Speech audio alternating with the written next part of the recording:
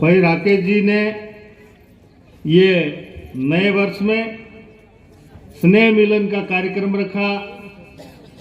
इस कार्यक्रम में हमारे सभी मंच पर विराजमान वरिष्ठ नेता, जिला कांग्रेस कमेटी के अध्यक्ष जी आदरणीय दिनेश जी खोडनिया, हमारे पूर्व हमारे भारत जोड़ो यात्रा राहुल गांधी जी जो लेके निकले हैं इस देश में 3570 किलोमीटर पैदल चल के पूरे देश के लोगों से मिले हैं। उसी का विस्तार रूप हाथ से हाथ जोड़ो अभियान, उसके डूंगरपुर के प्रभारी हमारे आदरणीय राव साहब जो राज्य मंत्री भी हैं, राम सिंह जी, और मंच पर विराजमान हमारे सभी वरिष्ठ नेता, सबका एक साथ नाम ले रहा हूं क्योंकि समय भी ज़्यादा हो गया है, खाने का भी समय हो गया है और अंतिम वक्ता हूं, इसलिए ये सब जो विराजे हुए हैं ये विचार कर रहे होंगे कि फटाफट खत्म करें तो हमारा आगे का काम होगा।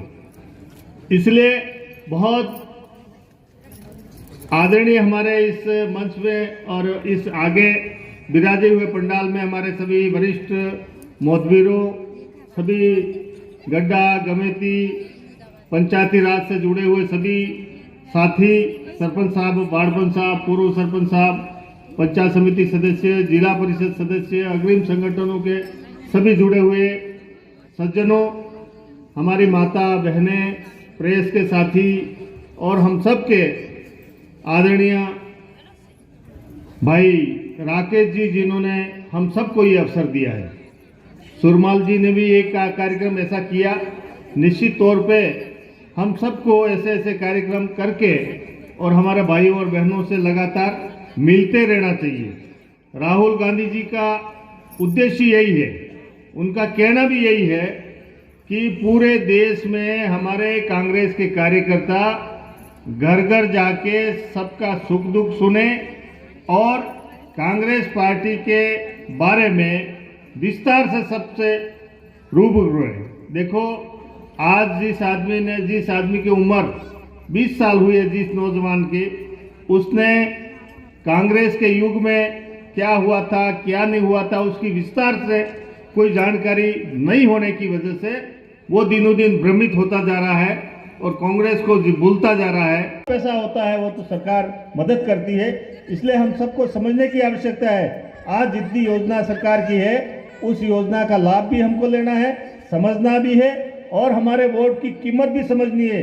अभी तो चुनाव 10 महीने बाकी हैं, उसके बाद आएगा, पर आज हम इस सम्मेलन में आए हैं, इसलिए ये जरूरी है कि हम कोई बाद में कब, पता नहीं कब मिलेंगे। आप सबने मुझे भी आशीर्वाद देके एमपी बनाया था, 5 साल मुझे भी एमपी रहने की मौका मिला और राकेश भाई को मैं कहना चाह रहा हूं कि सरपंच मैं भी रहा भाई, सरपंच से ही बढ़ता आया हूं, तो सरपंच के रूप में काम करने का बहुत बड़ा अवसर मिलता है। निश्चित तौर पे करना चाहिए। जितने भी सरपंच साथी है, सरपंच गांव का मुखिया होता है, सेकंड क्लास मजिस्ट्रेट के बराबर पावर होते हैं। देश का प्रधानमंत्री सजा नहीं सुना सकता है, पर सरपंच 2 दिन की सजा सुना सकता है। इसलिए आप अपने इस पद को भी समझें और जनता के प्रति जिम्मेदारी भी निश्चित तौर पे हम सब जनप्रतिनिधि, चाहे वार्ड पंच हो, सरपंच हो, पंचायत समिति सदस्य हो, प्रधान हो, उन सबको अपनी जिम्मेदारी समझ के, क्योंकि इन्होंने तो हमको बना के भेज दिया। हम हकीकत में तो लोकतंत्र में हम मुनीम हैं और मालिक ये है, पर अब जीतने के बाद होता है उल्टा, ये तो बन जाते हैं मुनीम, मजदूर, हम बन जाते हैं मालिक। ये लोकतंत्र में नहीं होता है, होना चाहिए। ये एक ठीक है, मान सम्मान देते वो अलग बात है कि भाई हमारा गांव का सरपंच बनाया है तो ये हमारा आदरणीय है, हम इसको सम्मान दें, वो बढ़िया बात है। परंतु हमें जनप्रतिनिधि को यह सोचना चाहिए कि ये जनता हमारी माँ बाप है, ये हमारे मालिक है, हम उनके मुनीम बिना कहे काम करेंगे तो निश्चित तौर पे अच्छा काम होगा। आप सबको भरोसा होना चाहिए, आने वाला राज 10 महीने बाद जो बनेगा वो निश्चित तौर पे कांग्रेस पार्टी का बनेगा और कांग्रेस पार्टी का राज बनेगा तो हमारी ये जो योजनाएं हैं, ये योजनाएं पूरी जीवित रहेगी और जुड़ेगी हमारे सब बच्चों के लिए आगे भविष्य को ठीक करने के लिए। इसलिए आप सब बहुत योजनाएं इतनी हैं कि हमारे 50 यूनिट तक तो बिजली हमें फ्री मिलती है, 150 यूनिट देखने के लिए। इनको गलत आश्वासन मत दीजिए, इनको ये मत कहिए कि जितने पेट्रोल पंप है वो आपको दे देंगे, जितनी रजिस्ट्रियां हुई रोड किनारे वो आपको वापस दिला देंगे। ये गलत आश्वासन देके हमारी पीढ़ी को बर्बाद मत करिए। अभी हमारे सभी यहाँ जितने भी भाई बहन माताएं हैं उनसे निवेदन करना चाह रहा हूँ कि कांग्रेस के अलावा हमारा कोई माई बाप नहीं है। जितने भी राज बड़े हैं बहुत ही गलत तरह के आश्वासन देके वोट लेके राज में आ गए, परंतु सही काम करके तो सिर्फ कांग्रेस पार्टी राज में आती है। कांग्रेस पार्टी के पास और कोई आपके अलावा कोई और कार्यकर्ता नहीं है। कांग्रेस पार्टी ये जितनी जनता है उसके भरोसे चलती है और उसके भरोसे ही आशा करती है। बाकी दूसरी पार्टियां जितनी हैं उनके पास कई काली सेना, धोली सेना, आरएसएस, न पता नहीं वाहिनी, कौन सी वाहिनी, कई नाले हैं वो आके एक जगह एक खड्डे में मिलते हैं। इसलिए हम सबको कांग्रेस को ताकत देने के लिए कांग्रेस के साथ खड़ा रहना पड़ेगा, तब जाके हम खुद अपने पांव पे खड़े रह पाएंगे। राहुल गांधी जी हमेशा कहते हैं, बड़ी ध्यान से सुनने वाली बात यह है कि मैं सत्ता के बीच में पैदा हुआ। जब राहुल गांधी जी पैदा हुए ना, तब इंदिरा गांधी जी देश की प्रधानमंत्री थी और उनका ये कहना जब मैं पैदा हुआ तब सत्ता के बीच में था, पर मेरे को सत्ता का लोभ नहीं है। और जो लोग सत्ता के बाहर थे, देश की आजादी के लिए उनका कोई योगदान नहीं था, वो देश को गुमराह करके जैसे तैसे सत्ता में आना चाहते हैं।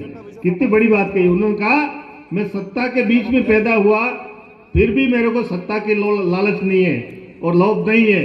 आज कितने सालों से उस परिवार का कोई भी मंत्री या प्रधानमंत्री नहीं बना, फिर भी देश की सेवा कर रहे हैं। आज ऐसी कड़ाके की सर्दी में राहुल गांधी अभी बर्फीले इलाके में पैदल चल रहे हैं, कन्याकुमारी से पैदल चले हैं और पूरे देश के जनता, आदिवासियों के साथ हो, चाहे गरीबों के साथ हो, चाहे व्यापारियों के साथ हो, चाहे बच्चों को पढ़ने वालों के साथ हो, चाहे बच्चियों के साथ हो, जिसके भी समस्या थी, जो भी मिलना चाहता है, सबसे मिलते मिलते अब कश्मीर के नजदीक पहुंचे हैं। वो 30 तारीख को वो कश्मीर में यात्रा पूरी करेंगे।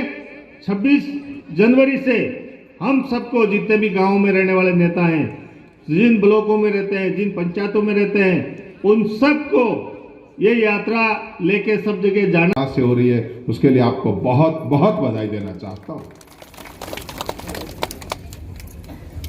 आज राहुल जी भारत जोड़ो यात्रा पर है। ये भारत जोड़ो की जरूरत क्यों पड़ी? मिलकर साथ निभाना, साथी हाथ बढ़ाना। आज उसी हाथ को बढ़ाने के लिए, हाथ से हाथ जोड़ने के लिए हम आपके बीच एकत्रित हुए हैं। कुछ ताकतें हैं जो देश में पनपती जा रही है, जो सिर्फ धर्म की बात करती है या एक जाति की बात करती है। वो लोग हमें सभी के साथ मिलकर नहीं रहना देना चाहते। जब तक ये पंच तत्व का शरीर है, इस शरीर के निर्माण में भी अगर पांचों तत्व नहीं होंगे तो क्या शरीर सही ढंग से काम करेगा क्या? अगर एक पृथ्वी तत्व कहे कि मैं ही ताकतवर हूं और बाकी वालों को इंपॉर्टेंस नहीं मिले तो क्या शरीर निरोगी रहेगा क्या? ये पंच तत्व से निर्मित शरीर है। इसी प्रकार हम सब लोग विभिन्न जातियों से, विभिन्न संप्रदायों से मिलकर के इस भारत को एक बनाते हैं। लेकिन कुछ लोग सिर्फ एक जाति और एक धर्म की बात करके लोगों को तोड़ना चाहते हैं। उन्हीं को यह संदेश देने के लिए कि साथी हाथ बढ़ाना, एक अकेला थक जाएगा, मिलकर साथ निभाना, उसी के लिए हम आपके बीच यहां आए हैं।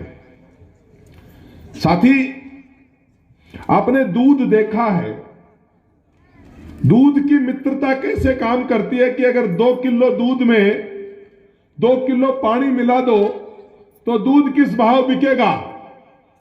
वो पानी किस भाव बिकेगा भाई? दूध के भाव बिकेगा ना। 5 किलो दूध में अगर 2 किलो पानी मिला दिया, पानी की कीमत पानी की अलग होगी क्या? नहीं। जब व्यक्ति मिलते हैं तो सबकी समान कीमत बढ़ती है।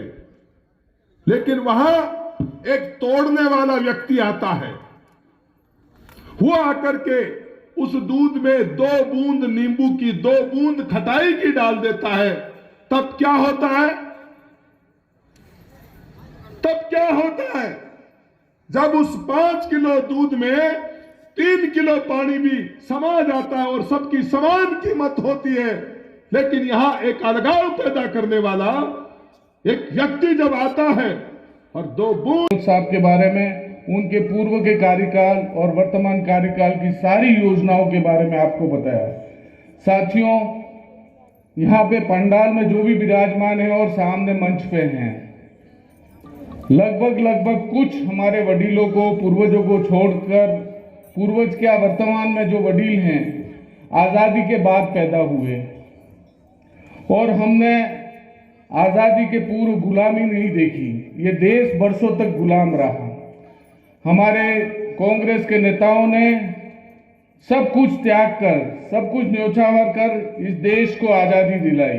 इस देश को आजादी दिलाई, उसके बाद इस देश में एक सुई भी नहीं बनती थी। हमारे पूर्वजों ने भी देखा, हमारी वडील माताएं हैं, उन्होंने भी देखा, हमने भी इतिहास सुना है, पढ़ा है, कितने संघर्ष के बाद देश आजाद कराया इस कांग्रेस ने इन अंग्रेजों से। इसके बाद धीरे धीरे देश की आजादी के बाद संविधान बनाया और देश के पास कुछ नहीं था, विपरीत परिस्थितियां थी, आर्थिक स्थिति से बहुत पिछड़ा देश था। लेकिन कांग्रेस के नेताओं ने इस देश को धीरे धीरे पंचवर्षीय योजनाएं बना के आगे बढ़ाने की कोशिश की। और जवाहरलाल नेहरू जो हमारे प्रधानमंत्री बने, उन्होंने अपने फंड से, अपने परिवार के फंड से अपना पैसा लगाकर इस देश की योजनाएं बना के काम शुरू किया।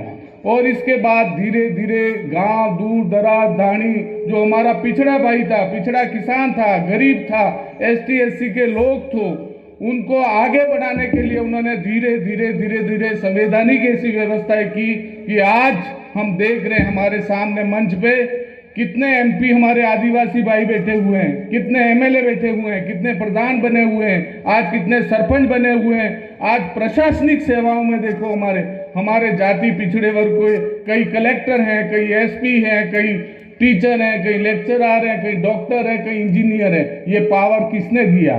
किसकी मेहरबानी से ये बने? आज हमको सोचने की जरूरत है। आज कई लोग कितने भी कह के बहकावे में कर रहे हैं हम सब लोगों को, लेकिन इस कांग्रेस ने हमको कहां से कहां लाकर खड़ा कर दिया।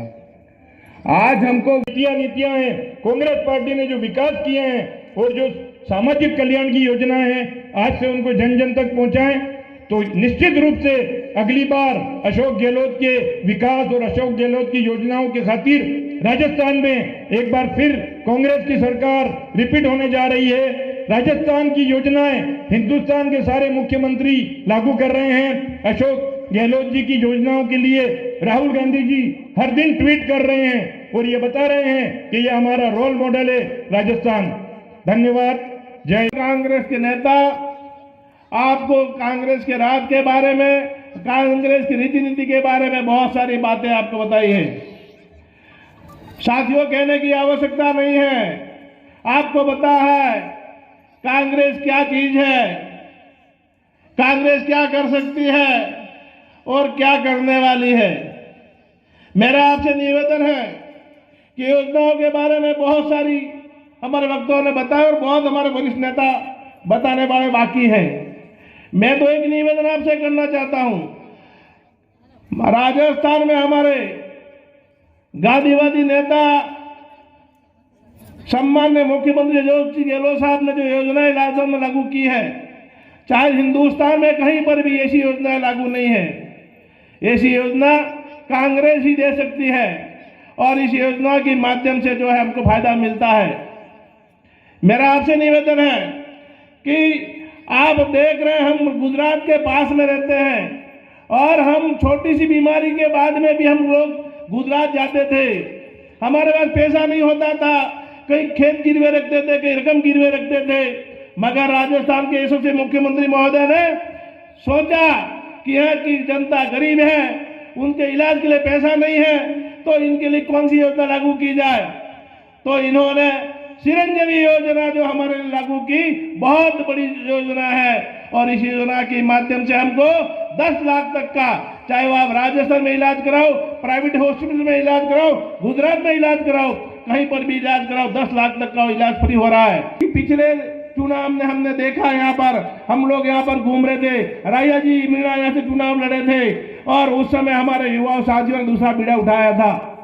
और उसका परिणाम क्या हुआ, राजस्थान में सरकार बन गई मगर हमारा यहाँ का एमएलए हार गया और उसका खामियाजा आज हम भुगत रहे हैं। क्योंकि इसलिए भुगत रहे हैं, आज हमारा विधायक नहीं है, आज हमारे पास छोटी मोटी समस्या है। छोटी समस्या बता रहा हूं मैं, दामड़ी में आज डॉक्टर नहीं है, हम किसके पास जाके रोए, कौन से एमएलए, कोई एमएलए सुनने वाला नहीं है। तो मेरा ये निवेदन है, हम जहां भटक गए थे वापस लाइन में आ जाए।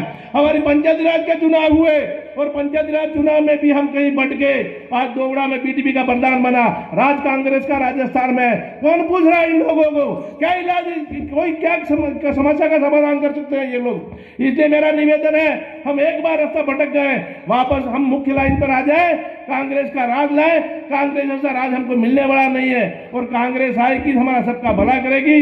बोलने वाले वक्त बहुत ज्यादा है, एक बार मैं समझ वापस पुनः भाई राकेश जी ने सत्संग समारोह राखी है। सब थकी पहले मु राकेश जी ने खूब खूब धन्यवाद आलू અને બે પતિ પત્ની ने वास्तव में आ डोलवट निचली में लंबा समय बाद एक स्नेह मिलन समारोह राखी हुई है। स्नेह मिलन समारोह में આપણે बीच में पधारेલા થકા આપણે જિલ્લા અધ્યક્ષ ને આજના સમારોહના અધ્યક્ષ પરમ સન્માનીય